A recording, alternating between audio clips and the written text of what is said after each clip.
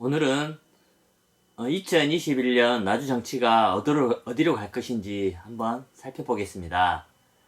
아, 내년에는 나주 시장 선거가 있거든요. 과연 삼선 나주 시장이 나올까? 아니면 새로운 인물이 나올지 2022년 선거를 앞두고 올 6월이면 어느 정도 가능성을 점쳐보지 않을까 전망합니다. 현재까지는 강인규 나주시장이 매우 유리한 입장이라고 보면 되는데요. 선거는 현역이 매우 유리합니다. 따라서 강인규 나주시장이 현재까지는 매우 유리해 보입니다. 하지만 속내를 살펴보면은 삼선이 그리 녹록지 않다는 분석도 있습니다. 그 이유는 나주 최순실로 불리는 정무시의 존재로 인한 불안 요소, 삼선을 허락지 않는 나주 정치 지원과 신정원 국회의원과 강은규 나주시장의 정치적 대립 등 때문입니다. 그럼에도 불구하고 강은규 나주시장을 압도할 만한 나주시장 입후보자가 없다는 것이 신정원 국회의원의 고민일 것입니다. 나주시장에 출마하려고 하는 인물들 중에 새롭게 눈에 띄는 사람이 있는데요. 청와대에서 2급 행정관으로 일하고 있는 최용선 행정관입니다. 최용선 행정관은 나주 출신으로 천정배 국회의원 보좌관으로 출마했다고 알려져 있으며 현재 40대입니다. 젊고 참신한 인물이 나주시장으로 지금부터 얼굴을 알리게 되면 강인규 나주시장은 강력한 라이벌이 될 가능성이 높습니다.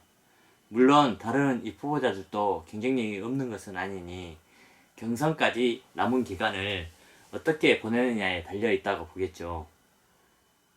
민주당 경선이 국회의원 경선과 같은 룰로 이렇게 진행된다면은 권리당원 비중이 매우 높은데요.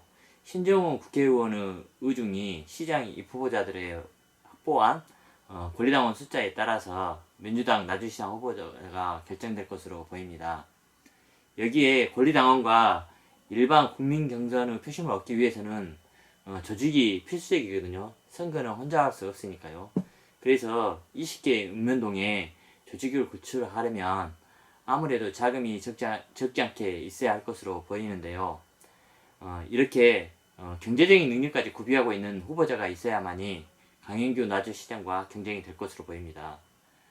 이선의 강인규 나주시장의 경우에는 20개 읍면동에 이미 조직이 갖춰져 있고 이를 운영할 능력도 충분히 있기 때문에 여기에 도전할 상대자도 비슷한 전력을 구축하지 않으면 경선에서 승산이 없다고 보여집니다. 따라서 2021년 한 해를 나주시장에 출마하려는 정치인들이 어떻게 보내느냐는 매우 중요합니다.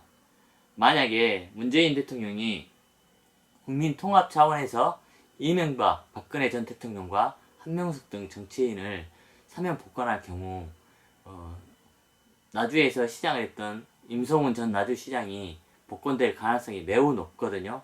그러면 나주시장 선거판은 아마 내년에 매우 뜨거울 것으로 보입니다. 이 경우에도 강인규 시장의 삼선을 반대할 것으로 예측되는 신정원 국회의원과 임성훈 전 나주시장이 정치적 지향점을 함께할 경우에는 내년 나주시장 선거 결과를 예측하기 매우 어려울 것으로 보입니다.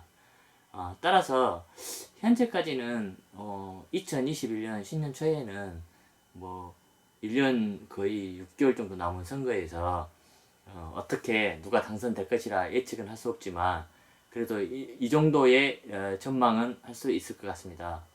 물론 시민의 마음을 얻은 후보자가 민주당 시장 후보로 결정되겠지만은 여러 정치적 요소와 또 중앙 정치의 영향을 받는 선거가 될 것으로 보여집니다. 따라서 2021년은 2022년 시장을 하고 싶거나 도의원, 시의원을 하고 싶은 정치인들은 당선되기 위해서 올 한 해를 매우 의미 있게 또 뜻깊게 시민들의 마음을 읽어가는 눈을 키우고 조직과 또 권리당원을 확보할 수 있는 여러 선거 운동 방향을 잘 생각했을 때 내년에 알찬 수확을 거둘 수 있는 그런 한 해가 될 것입니다. 그러기 위해서 올 한 해는 매우 의미 있는 2021년이 될 것으로 보입니다. 신축년 올해 정치인들은 소처럼 묵묵히 걸어갈 수 있는 한 해, 일희일비하지 않고 꿋꿋하게 걸어가는 마음이 있었을 때 아마 2022년도 선거에서 좋은 결과를 얻는 한 해가 될 것으로 보입니다. 여러 가지 장점과 단점이 있는 선거가 될 것입니다.